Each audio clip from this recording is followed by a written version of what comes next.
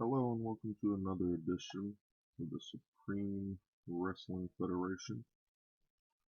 I'm your host, Chris Carnage. A couple of things I want to go over before we get into the episode.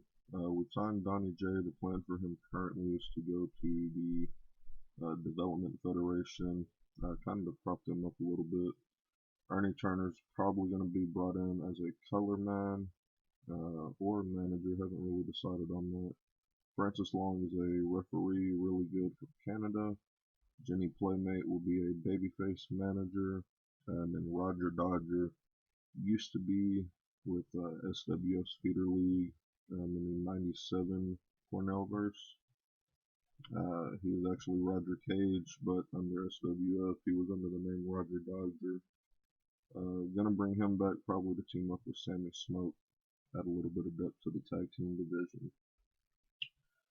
As for the show, there are a couple of things in the canon that I will go over as they become relevant. Not everybody knows about the Cornellverse, and those that do may not necessarily know about the history of SWF. So, all that's out of the way, let's go ahead and get to the show. Alright, so first up we see Rogue. He's backstage, and he's beaten down. Somebody assaulted him prior to the show. Then we have Eric Eisen open the show. He comes out in the ring. He discusses the terrible tragedy that happened to Rogue. Who could have done such a dastardly thing as take out one of the guys that's in the main event when Hell freezes over? And he discusses his main event match tonight against Ingrid Gilmore, where if he wins, the match will become a fatal four-way for the title at the pay-per-view. If he loses, he is suspended for a month. And then Jerry Eisen comes out. He tells Eric, you know what, I'd better not find out that you had anything to do with that assault on Rogue. And the backstory here is Eric Eisen, part of his gimmick is he likes to send people to the hospital. He likes to jump them backstage and put them out of commission. So that's why Jerry is a little forewarning to Eric. So then we have the Awesomeness come out and they face the Good Old Boys. They are a tag team. They apparently live in the Great Lakes region, so I hired them on a one-night deal to put the Awesomeness over, have them showcase what a dominant tag team that they are. And that's basically how this match goes. Huey and Jefferson both completely destroy Wooten and Thimbleby, or whatever the fuck his name is. And they kick their ass, and then they come backstage, and they pass the bump poles, and they just kind of look them up and down and start laughing at them and tell them that's what a real tag team match looks like. That's how a real tag team wins. So then we got our next segment. Hollywood Brett Starr comes out and cuts a promo about he's the biggest free agent signing of the last year in the Supreme Wrestling Federation. His dad won the title back in the day when it was first, when the Supreme Wrestling Federation was first created. And he's going to go on and show everybody that he is not only going to follow in those footsteps, but he is going to surpass it. So then Joey Morgan comes out. Whoa, cool your jets, kid. You're not the hottest free agent signing of the last year. Just because you have some history and your daddy used to work here doesn't mean squat. I'm the hottest free agent signing. So then they go back and forth a little bit, and Hollywood goes and challenges Joey to a match, which is next in a 68C plus. Joey Morgan defeats Hollywood Brett Starr in 750 by pinfall with an Empire Spiral. This match is more designed to kind of showcase Brett Starr a little bit.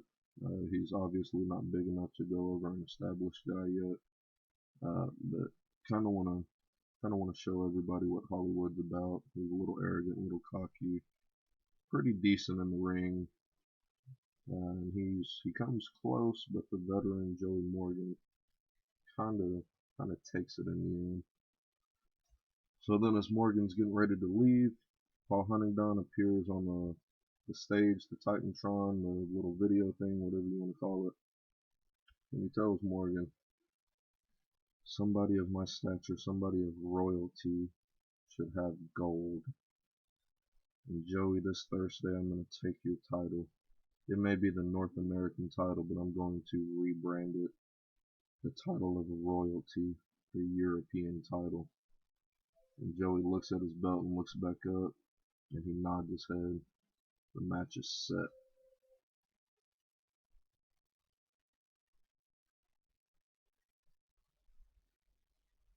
His gimmick was getting stale, so we just changed him to the same gimmick, but of the weasel type. And in our next segment, Remo is seen beaten down in the back. So that's 2 out of the 3 in the main event at the pay-per-view that have now been taken out backstage.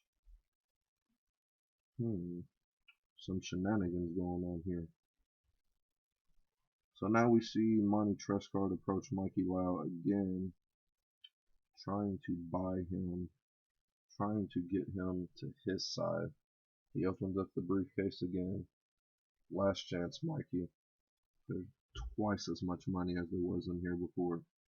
And Mikey's over there kicking the shit out of the heavy bag, and without hesitation, he spins around and does his little roundhouse kick, his finisher. And the briefcase flies out of Monty's hands. The money goes everywhere. And he stares at Monty and kind of shoulder bumps him as he walks past him to the ring for his match up next. Monty is seething. He says, "That will be the last time you screw me, Mikey." So then in the match, Monty's music hits once, he doesn't come out. His music hits twice, he doesn't come out. And then Bear Bukowski's music hits. Monty hired another big hulking figure to take on Mikey Lau. Bear got a little bit further than Everest did, but he fell to the same pitfalls. He's a big guy, doesn't really have a whole lot of stamina, and well, it only takes one of those kicks from Mikey to put anybody out. Mikey Lau defeats Bear Bukowski in 6:04 by pinfall with a siphon sidekick for a 66C+. Then Monty comes out on the stage and he tells Mikey, "You've taken out 2 of the guys that I've hired. This Thursday, I'm going to get you somebody that you can't beat. I'm going to get 2 guys that you can't beat.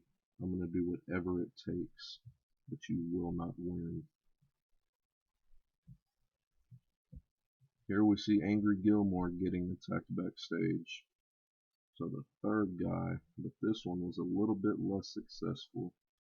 In this one we actually see it's 2 guys that are completely covered from head to toe in black tights or robes, something just covering up every detail about them, wearing masks. And they jump on Gilmore, but Gilmore starts to fight back and they run off. So Gilmore's left there very beaten up, very hurt, but he's not broken like the other 2 were. When Jerry Eisen comes running up to him, and he asks him if he'll still be able to wrestle tonight's main event match. And of course, Angry Gilmore, being the babyface that he is, says, "Oh, I'll be there. I know Eisen's the one behind this, and I'm gonna get some revenge on him." So now we have the Crippler. He comes out to the ring, and he says, "Bruce said he'd be here tonight. I still haven't seen him. Some coward that he is. But I know his old buddy from Painful Procedure back in the day is here." A little bit of out of character notes: in TCW, when Jack Bruce was getting big, he had Randall Hopkirk and Crusher Karloff behind him as the group Painful Procedure. Randall and Crusher were a tag team, and they were kind of, I guess, the muscle for Jack Bruce when he was getting over. When Bruce left, I believe in 2004 to come to SWF, those 2 stayed behind, and that was kind of the end of the stable. But in this story, they kept in touch and they're still friends. They're all cushy and cozy and whatnot. So back to the story here, Crippler calls out Hopkirk. "It's been almost a decade since you've had a shot on the big stage. Why don't you get out here and I'll give you an opportunity against the Crippler." So Hopkirk comes out, and then a very short match, 3 minutes and 47 seconds. The Crippler defeats Randall Hopkirk by submission. We'll say he puts him in his old lobster cage. Kind of picture that being like the Walls of Jericho, kind of single leg crab. Something like single-legged crab would probably be better. But then he used to be the lobster. Oh, who gives a shit? So then after the match, he keeps cranking and trying to separate the knee from the rest of the leg. And then out comes Jack Bruce. Bruce runs down the ramp, and as he slides into the ring, Crippler slides out the back and walks up the ramp. And then Bruce grabs a microphone. You know, Crippler, I told you to show me what a badass you were this week, and I can see you're just a bitch. And of course, Crippler gets pissed off at that statement, so he starts screaming. Nothing that you can hear because he didn't have a microphone, of course. So then Bruce says, "Shut your mouth. You can have your rebuttal this Thursday. Me and you are going to have a match one-on-one. Maybe then you won't be such a bitch and you can show me what a badass you really think you are." So that match is set for when hell freezes over. Now here we have Jerry Eisen calling Eric into his office. And he kind of tells him again, "Eric, everybody in that main event now has been taken out. I swear to God, if you had anything to do with this." And Eric cuts him off. Whoa, Jerry. I don't need any help with anything. I've sent numerous people to the hospital by myself. You really think I need two guys dressed in black, two cowards, to attack people from behind and try to put them out? Not at all. But I will tell you this, whoever's doing it, I definitely appreciate it. It's going to make this match tonight easier, and it's going to make it a lot easier for me to take that title in 2 days' time. So Eric walks out, and Jerry's just pissed off. Here we have Brandon James and Chrissy Angel coming down for commentary for the next match, because the next match is Valiant versus Squeaky McLean in the co-main event of the evening. Valiant defeats Squeaky McLean in 8:59 by pinfall after a V-split. During the match, we had Chrissy Angel distract Valiant. The way I see this going down is Valiant's getting ready to win. Chrissy jumps up on the apron, and Valiant goes over there, of course, because that's what happens in wrestling. And he kind of senses Squeaky sneaking up behind him. And as he does, Valiant just ducks out the back, and when Squeaky turns around, he hits him with the finish. And that's it. Meanwhile, on the outside, Valiant's manager, which would be Hannah, pulls down Chrissy Angel from the apron, and they start mouthing back and forth, which leads to this next segment where Brandon James and Valiant come wrestle their respective women away from each other. They can both be heard shouting at one another. Meanwhile, Valiant and Brandon James are kind of mouthing back and forth just a little bit. So we can see a little bit of tension building up, between not only Valiant and Brandon James, but also their two managers. And then here in the main event, Angry Gilmore loses to Eric Eisen in 14:49 by pinfall after using a foreign object. Let's cut that out. After taking a beating earlier in the night. Went with the tainted victory here, of course, because technically Eisen didn't beat Gilmore clean. Gilmore got his ass kicked earlier in the night, so he wasn't 100% heading into this match. But this puts Eric Eisen in the main event at the pay-per-view. Meanwhile, Rogue and Remo certainly won't be at 100% after being taken out and left beaten down. And Gilmore isn't at 100% tonight, but maybe he will be Thursday. Who knows? What we do know is that Eric Eisen is now in the main event. So for when hell freezes over, we have a fatal four-way title match between Eisen, Gilmore, Remo, and Rogue. We have a tag team title match between the Awesomeness and the Bump Holes. We have a North American, maybe future European title match between the Aristocrat Paul Huntingdon and Joey Morgan.